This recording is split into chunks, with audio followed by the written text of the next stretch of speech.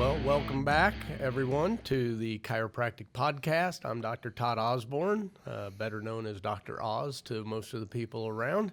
And my pleasure today, we've got Dr. Shannon McMurtry joining us, and he's going to really talk about kind of our theme for the year this year, Thrive in 2025. But he had a very interesting breakdown of thriving and what that actually means. And I heard him talking to some of his clients, mentoring them with this. And then he had a presentation at a meeting I was at. And I thought it was well worth everyone's time to hear this. It's excellent information, and I think can inspire all of us as we move into 2025 and with our goals and trying to thrive. But what does that actually mean? So, Dr. Shannon, I know you had a very interesting take on this, and so I'd just like to turn it over to you to start talking about that and how you're using that thriving in 2025 in your mentorship, and kind of explain some of that to all of us. Yeah, I appreciate that opportunity, and I'm happy to be here with you. So when that Thrive in 25 theme came out, we were told about that in September, and we do a theme every year. It's kind of our it ties the whole year together, and we have classes associated with that. And Thrive in 25, like initially I was like, oh, that's a really cool thing. And then the more I thought about it, the more I developed a love-hate relationship with it. Right. Because it's so rhymey and so like popcorny-ish. I was like, oh man, it's going to be hard to create anything of substance of that. People are just going to be like, oh, that's so cute, and like clap and dismiss it. Well, my problem with that, Oz, is I develop a theme for my mentorship for the whole year as well. And many times my theme meshes with AMC's overall theme. Sometimes I'm on my own theme, just whatever is creatively coming to me in my planning sessions. But this year, my theme was going to be Thrive in 2025, and I was faced in my planning session late last year, like, how are we going to do this, right? I've already have a love-hate relationship with it. So I remember distinctly at the top of my notes as I was trying to creative and brainstorm through this, I had there at the very top, what does it mean to thrive? And can I explain that to other people? And I started there and I looked at that and I really thought, do I really know what it means to thrive? Or do I just have an assumption about it or kind of a misguided? So, I went to the dictionary, Merriam-Webster. You can look this up, listener, if you want to, but looked under the definition of thrive. And, of course, it had the things in there that you would expect. It has to grow vigorously, to flourish, right? Intuitively, that's thriving. It also has to gain in wealth or possessions, to prosper. Again, you didn't need the definition to associate that. And then the last sentence really popped off the page at me. And it was in that moment that I realized I had a really misguided view of what thriving was. And the last sentence under thrive definition goes this way: to progress toward or realize a goal despite or because of circumstances. Right, so I'll say that one more time, just to progress toward or realize a goal despite or because of circumstances. So I saw that, it popped off the page. Immediately I knew that I had an assumption about thriving that wasn't accurate. Now, my assumption, and maybe I'm not the only one, but my assumption was, you've heard the old phrase, hey, you've made it, you've arrived. You've achieved some sort of level of success in your professional endeavors or financially or in your social networks where you're basically bulletproof, right? You're going to have some struggles and some trials, but you've got the resources, the clout, you've got the relationships where it's not a big deal. You've arrived. You got it on easy street, Get your Cadillac, get your gold watch. I thought thriving was living in a state of arrival. I've arrived. I've made it. Right. Well, if we look at that definition closely, especially that last part, thrive is not arrived. It's not that. Thrive is what's happening in our day-to-day decisions, in our day-to-day choices. And that was really revolutionary to me. That really like hit me in a good spot. And I actually love that concept of thriving because, you know, it's not just this abstract thing like you labor for 30 or 40 years and then you can thrive and no one really knows what it is, but we all think we're there when we're there. But now thrive is about what's happening in our day-to-day decisions and our day-to-day choices. And that makes it real. That makes it tangible. Like I can thrive today or I can not thrive today. Right? I have a choice. So that's my experience with the definition and how that definition helped me have a better understanding and appreciation of what thriving actually is. Yeah, and I really appreciated that because I was the same way when, you know, thriving. I don't know that I've ever looked up the actual right dictionary meaning of it.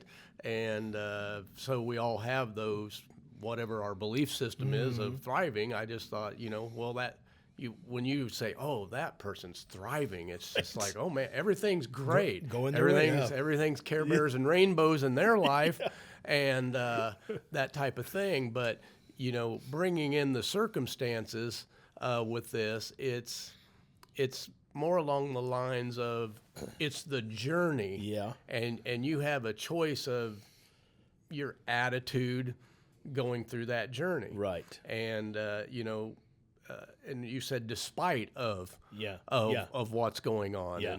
And you know, I've started out January 2025 this year, and I was pumped, thriving 25 and I've already been hit Circumstances.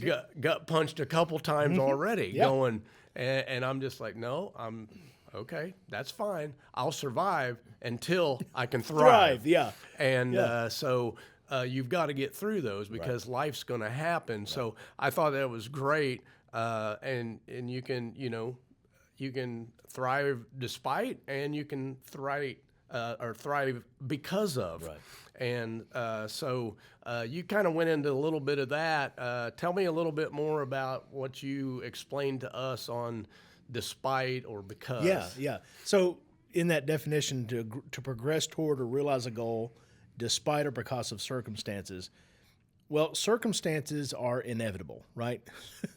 You've lived long enough. I've lived long enough. Have we ever had a year, you know, when we were of age where there weren't circumstances? That the answer is absolutely no. Even though we all start with our planning and our processing and our goal setting and stuff with like, oh, I won't have circumstances this time. It's just not. So circumstances are a given. Now, here's the thing. I don't know what my circumstances are. I don't know when they're coming. In reality, I've created some of these circumstances, stuff I didn't do before, stuff I did wrong. Some of the circumstances are completely out of my control, and I'm a victim of, or I'm you know, it's happening to me without any effort on my part. So circumstances are a guarantee. If I can choose to progress toward or realize a goal despite those circumstances or because of those circumstances, I am in the moment thriving. Now, in the moment, it doesn't feel like thriving. You use that word surviving. If you think about those times in your life where circumstances have come upon you and maybe they're kicking your butt or they're causing you to change your thought process or direction, you don't really feel like, oh man, I'm really kicking butt right now. I got some circumstances. I'm having to rethink things. You're like, this sucks. I didn't want this. What's going on here? Is this a sign that I'm not on the right track? And that is the antithesis of what we think of as thriving, right? But that is thriving as long as, again, we continue to progress toward or realize goals despite those circumstances. So the circumstances are here. We're just going to stay steady, stay on our course. You know, as I explained down on our training, like maybe you can't do all that you wanted to do that week or that day or that month because of the circumstances. Like these things are interfering with you, it's taking time or whatever. It doesn't say that you stay progressing towards your goals at the pace you've imagined. It doesn't even say realizing the goals despite. It's just stay progressing towards despite the circumstances. So maybe you have to take some half measures. Maybe you have to do half pace or half speed. It doesn't matter. You're thriving because you're staying on it. So that's the despite of circumstances. Circumstances are given. They're going to happen. Unpredictable. Don't know when they're coming. But if you just choose to stay with it, lean into it, because you're going to fuss, you're going to complain, you may even be discouraged, but just deal with that. Stay progressing. You are, by definition, thriving. And I love that because it doesn't feel like it in the moment. I have to remind myself this is a thrive moment. Like right now, I have the choice to thrive or be thriving or be thwarted. And I like making that an A-B kind of choice there because that prevents me from the excuse making, right? Well, I couldn't do it because of, and I did it. Like, nope. This is a moment. I'm either thriving or I'm thwarted.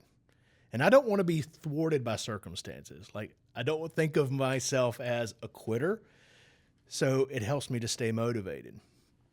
The because of circumstances, that was a little different matter for me.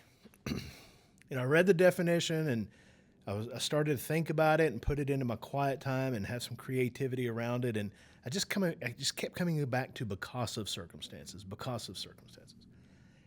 And the more I considered that, the more I was convicted and felt really kind of badly about that.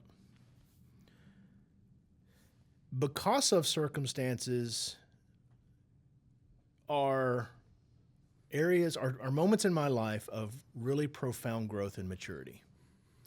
So to the listeners, let me describe it this way.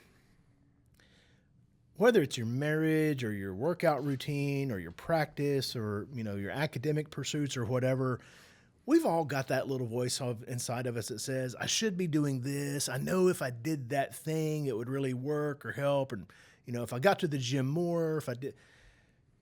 Well, we find it pretty easy to deal our way out of that. Like, yeah, I don't want to do that though. That's a lot of work. That would be embarrassing. That would be whatever it is. Well, God has a way of coming along with because of circumstances. And because of circumstances are, to look at it another way, maybe your make or break moment, maybe your breaking point moment. You don't have any other options. Your butt's in a sling, your back's against the wall. And this circumstance is forcing you to get outside of your comfort zone or outside of your ego and pride or get real with yourself. And because of those circumstances, you do the things that you should be doing. You do the things that would make things better.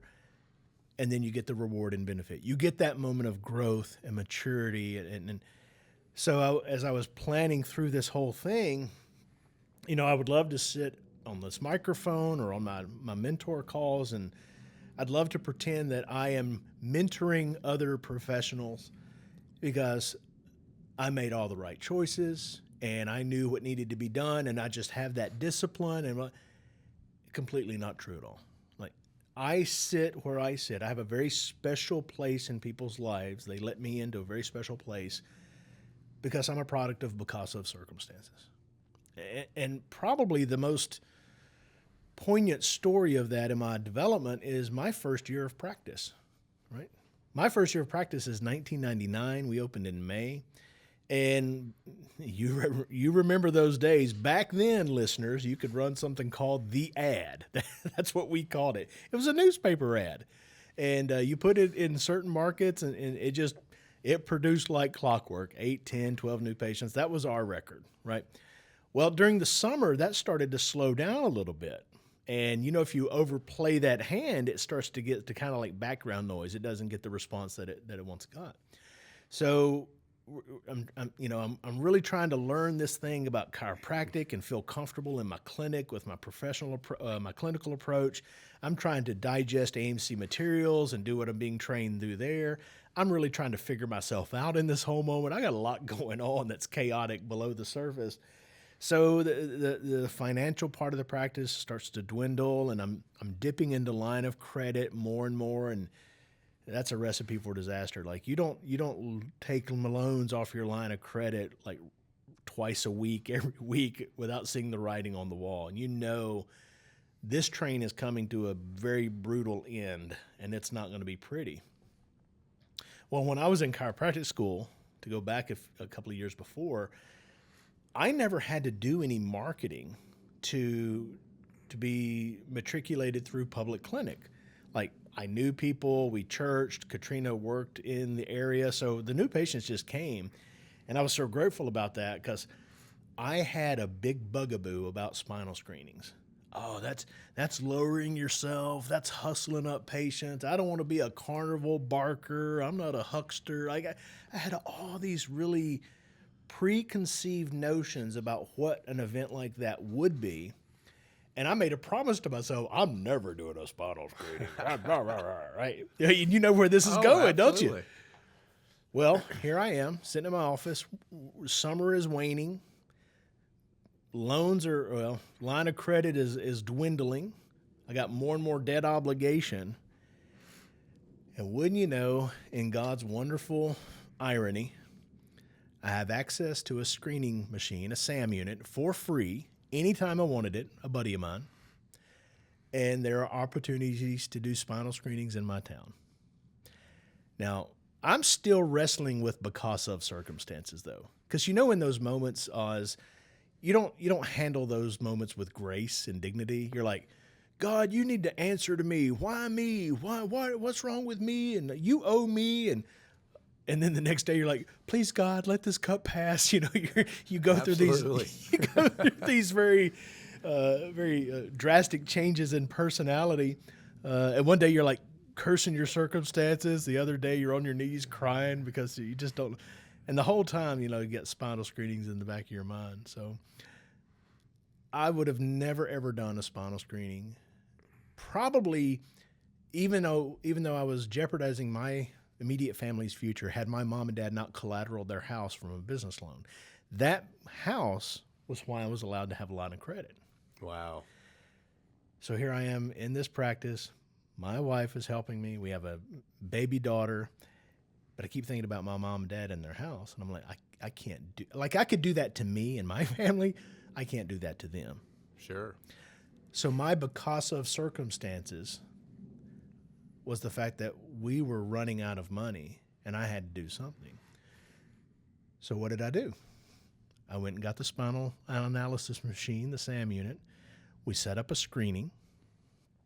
I did the event. Couldn't go in the first day. I don't want to be pretentious at all. I don't want to say something that's not true. So you couldn't even get up the gumption to go the first day? No. We had everything decorated inside at the booth. We had paid for it. I went up to the fair where we were in the vendor's lot. I sat in my car for like 15, 20 minutes because I was shaking. Wow. I had made this thing to be such a big deal. Like crawling through the manure just to, that's right. Crazy in my head. So I didn't even go in that first night. Well, the next night I went in. I did some things that day that really helped me with my purpose, and I went in and I was scared, right? But I don't remember that day at all. When you're in a kind of a fight or flight, you don't remember the details. But I remember that weekend we booked 18 new patients. 18 new patients. That was more than we ever got from an ad. It cost a third as much. So I may be arrogant and I may be scared, but I know numbers. And I'm like, wait a minute. I'm getting better production for half the money. Right. Don't be so stupid here. Right. And I found out it was actually kind of fun meeting people, and I was good at it. Not only was it not like this horrible, fearful thing that you were going to die from, but it was actually something you went, I kind of enjoyed that. Because I know you're a people person. Right. I mean, when when people say that, I'm like, yeah, that's Dr. Mack. Yeah. He's a people person, and so what better place for you to be is talking to people. Exactly right. So we do that. We have the event. It really saves our bacon. And I thought, that wasn't really that bad. So I was like, okay, I got the taste for screenings now. We found another place. I guess I got so audacious with it. I was doing spinal screenings in a bowling alley on league nights, right? That's all you had. So that's what I did. But what a better place that people that need spinal screenings. Exactly. Yeah. Is bowling leagues, I can only imagine. That's where people with bad health gather. I mean, right. So, of course, the year was salvaged. We had a great third quarter, went into fourth quarter with momentum. 2000 was really a standout year. Like, it started to flow for me because I had this now screening tool. And that was the pivot point. Like, if I didn't have screenings, not only would I not have made it that year, but I wouldn't have been successful in any other year, because that was the pivot that allowed me to prosper and do so well. Well, I know that this is fickle to say. Maybe you've had these moments in your life as well where, because of circumstances come along, you get pushed out of your nest of comfort. You have to do the thing you're kicking and screaming in the moment, like, no, I don't want to do that.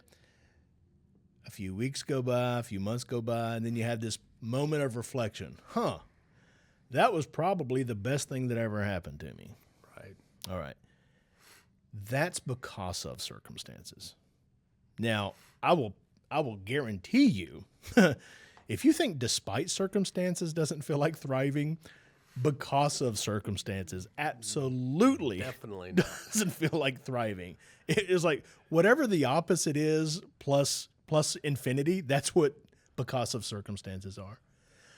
But I've had those moments in my life where, because of circumstances come along, like God is blowing I'm a bird. I've made a nest of I've made a nest of ego and pride and comfort and all this. God sends a wind of because of circumstances, blows that nest down. I have to fly. I fly to a higher branch. I build a new net. And that's the story of my life. So I don't sit here as a mentor because I'm so knowledgeable and I made all the right moves and I'm just that kind of dude. I'm here in this capacity strictly because of circumstances and how those changed me and molded me and helped me to develop who I've become. And I think, honestly, God doesn't make mistakes. His plan and his timing is always perfect. I feel like I am exactly where I'm supposed to be, doing exactly what I'm supposed to be doing with my skills and talents. And a lot of that growth came because of circumstances. So for you listeners, thriving is not a state of arrival. It's about what's happening in your day-to-day and the choices that you make. You got a decision to thrive or thwart, be thriving or be thwarted. And if you're progressing towards those goals out of your own character or force of will or ambition or goals or whatever it may be, great, you're thriving. But also, if you're having some pretty bad stuff come upon you and it's the catalyst that pushes you to your growth and whatever, that's also thriving. And I love looking at it like that because, again, it's tangible, it's real, and it helps me keep a good attitude on those circumstances that are coming this year. Just like you, I've already had my share already. Yeah. So, yeah, and as you're going through this on thriving, it kind of parallels for me, and the verse that comes back to me is "Count it all joy, for there will be trials of many kinds." that's right. And it's for the building up and perfecting of the saints. Sure. And so it parallels with me with the thriving. It's that is it. Can you be joyful?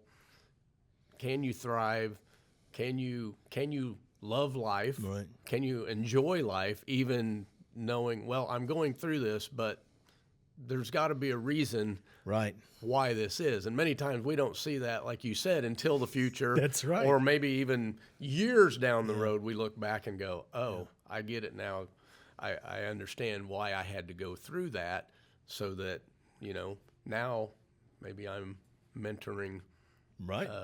hundreds of other chiropractors because of these things that I went through and was able to continue to thrive, even though we didn't really know the definition of what that was at the time, or had a distorted vision of what thriving was. But there's going to be obstacles and opportunities Right.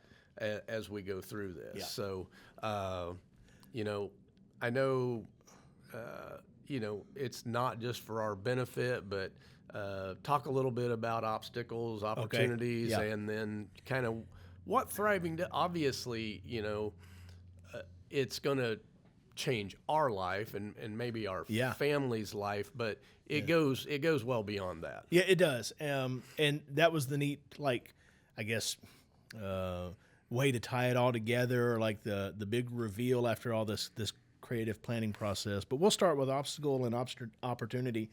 I think we're hardwired, especially as doctors, to look at the problem, let's fix the problem, right? And that's good from a clinical thing. Like, you need to have that skill set. But life is going to deal you problems. And if you're always looking for problems, you will always be getting problems. Now, what's a problem? Well, largely a problem is what you decide that problem is. Like, you can have a circumstance on your front door. I can have the exact same circumstance on my front door. You open your door and you see problem, you see obstacle. I open my door, I see opportunity. That's what obstacles really are. Correct. Obstacles are opportunities, just in really ugly clothing. The other side of that is true as well. Like, most opportunities you have in life, they're not just handed to you on a silver platter, like, here you go, kiddo, here you go, sport, enjoy yourself. Like, here's an opportunity, but to do that, you're going to have to do this, and you're going to have to get that piece of knowledge over there. You're going to have to assemble these people, right? So even this opportunity has obstacles along the way.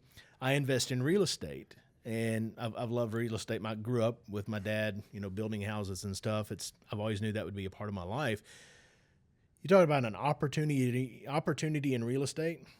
It's exactly the obstacle for everybody else. This house has a foundation problem. This house has been torn up by animals or other tenants. This house has got termite damage, right? You just know. But I have to look for those deals because those fit my numbers. Those fit my metrics. Well, think about that. I'm looking for obstacles that everybody else has said Holds everybody else back. Yeah, I don't want to do that. That's too much risk and blah, blah, blah, blah, blah. Now, that's my opportunity. And that opportunity, there is risk associated with it. There's moments of, like, stress and discouragement. It's normal life, right? What's the phrase? Care Bears and rainbows? Yeah. No Care Bears and rainbow solutions out there. But every opportunity that we've done well with from a real estate investment standpoint has always been presented as an obstacle, right? So that's your daily life.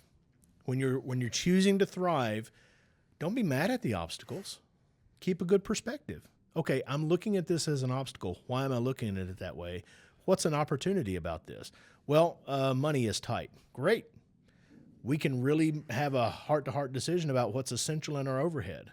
Oh, new patients are low. Fantastic. I can finally get some training done and for our procedures to really get those things solidified, so the next group of new patients we handle better, right? Or, patient visits are down. Great. I can stack people to half a week. I can go see another successful doctor, kind of get inspired, motivated, see what's supposed to be going on. See, again, is it your obstacle or is it your opportunity? And a lot of that has to do with your attitude. Now, why I think this is so important, why I think it's important to thrive, especially for chiropractors. We are in, by nature, a service business where we're helping people who either can't find help elsewhere or are not interested in help elsewhere. Like, that's not palatable to them. Like, I don't really want to take drugs and whatever, so I need a more natural, non-invasive solution. Those people who need that help, those are their circumstances. And they're not praying to find somebody who's just making it. They're not praying for somebody who's just holding on. They're praying for the right person with the right answers. So that means that our thriving is the answer to someone else's hope. That's the answer to someone else's prayer. You know, Absolutely. my Savior prayed, "Let this cup pass." That prayer was not answered according to that prayer, right? It's like, no, this is, and he knew what his purpose was. Well, my gosh, had that cup passed, what would my hope be? What would my life be? What would my eternity be? See, I know that we can think about thrive almost from a selfish way, or like, I'm doing well. Again, I'm prospering, I'm flourishing, I'm whatever. But chiropractors who do well are effective at helping a lot of people get healthy. And that's what this whole thing is about. That's why we did what we did, to go to school and go through all that effort and spend all that money, because we wanted to be in a position to be of help and service to other people. So if you think about Thrive and you resonate with this message, but you stop at the point of, I'm going to do well, and this is going to help me and my family. Yes, it will.